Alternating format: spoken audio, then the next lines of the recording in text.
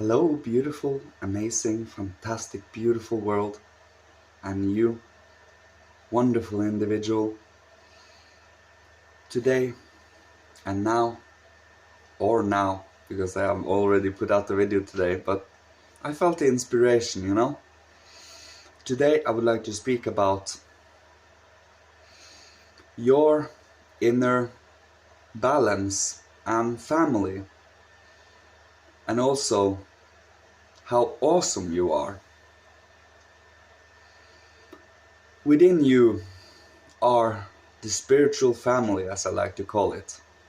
You have you, the ego or the child, and you have the instructor, and you have the nurturer, the father and the mother.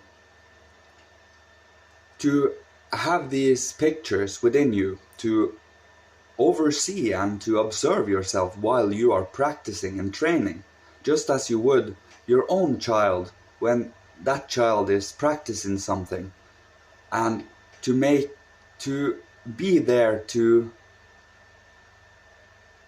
accept what the child is doing.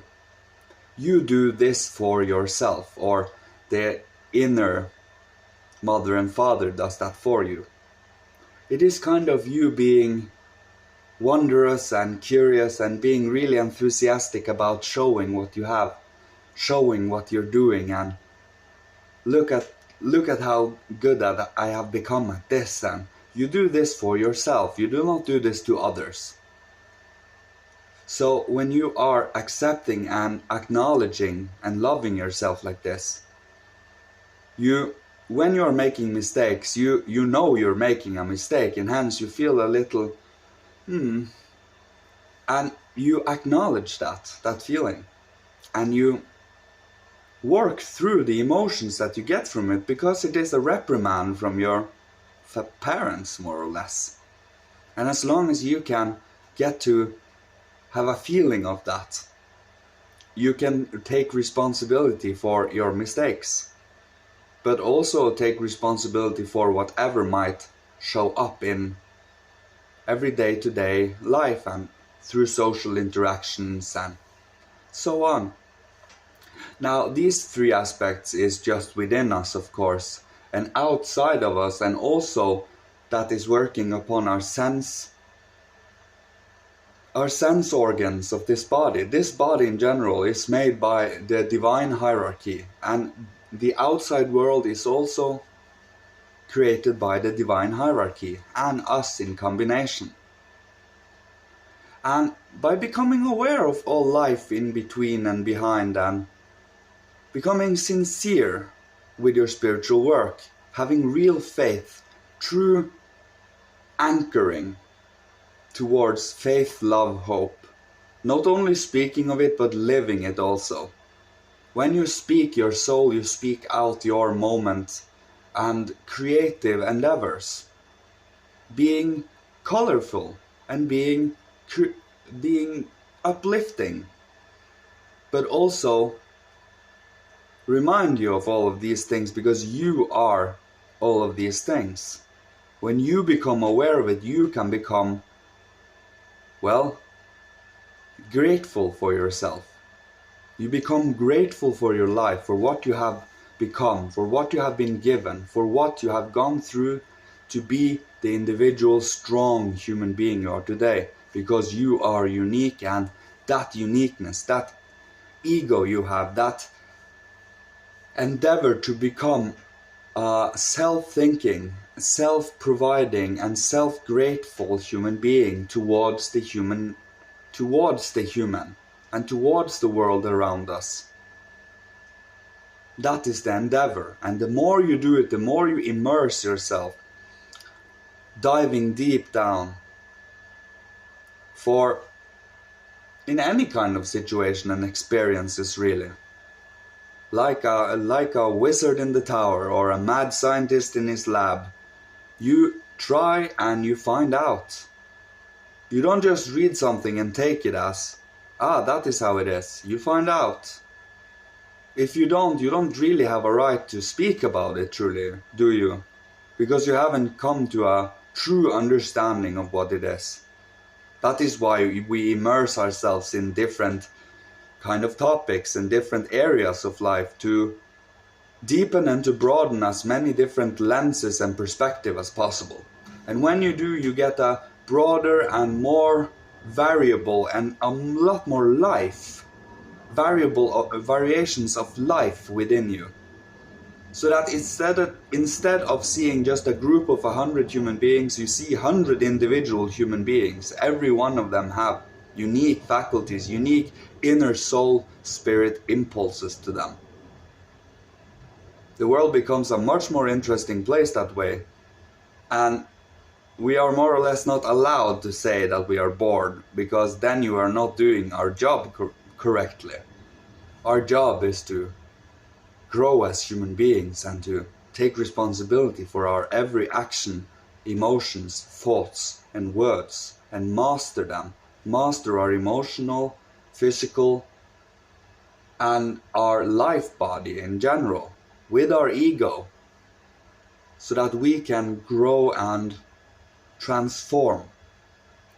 For when you are focused on mastery and growth and the spiritual and your endeavor to see mankind grow as a whole too, you do this not for yourself alone but for everyone, then you will truly get a enthusiasm, passion, a longing, a burning for seeing this on this planet.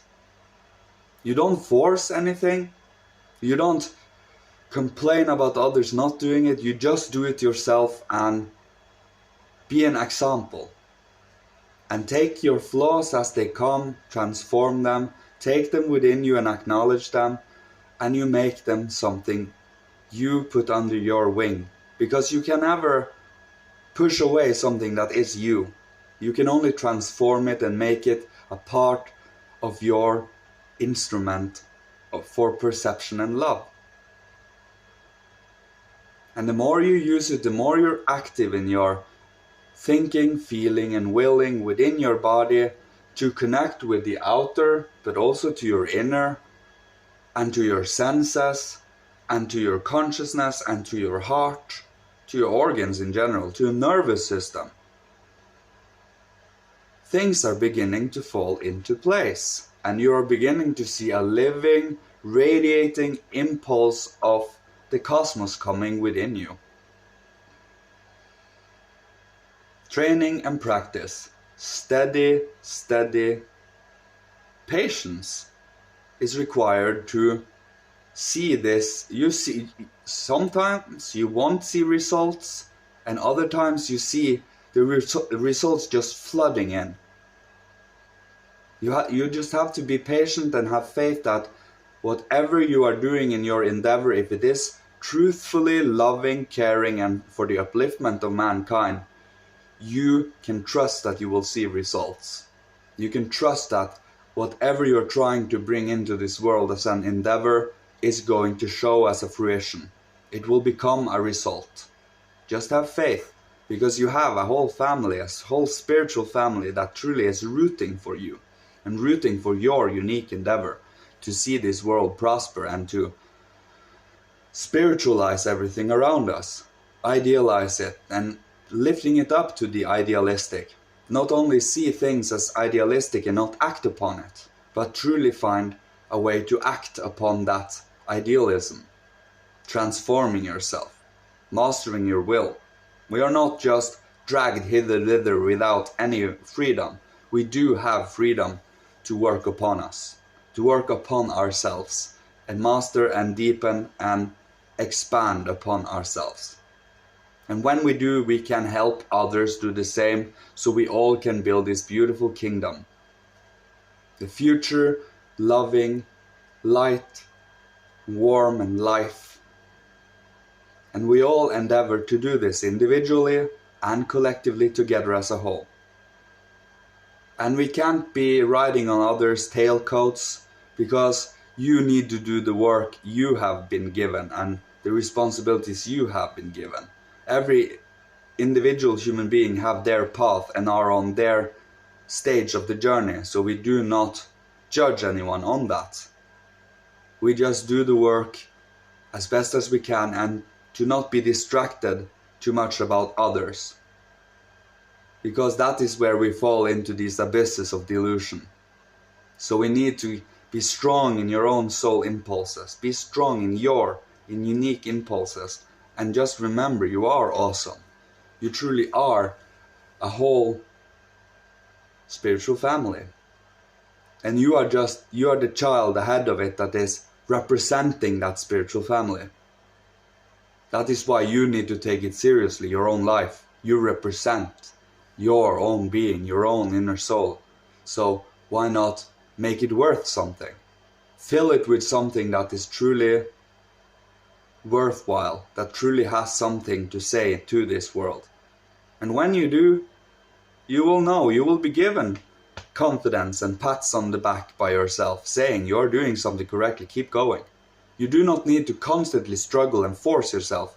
Those struggles and those forceful were earlier in time fearful and dark spiritual beings that were trying to convince you that you were not strong within yourself. But by grabbing a hold of your moral and conscientiousness and warmth, they will automatically, give up or give in and fall under the jurisdiction of the good hierarchy of the higher beings. But you do not condemn them, because we need to take them with us, as many as we can. And that is where our own individual training comes in, to allow ourselves to transform these and to see things much broader and wider. I thank you all, love you, may the divine guide you, and may Christ awaken within you, and Father and Mother protect you, and the hierarchy also protect you. Thank you, love you all, goodbye.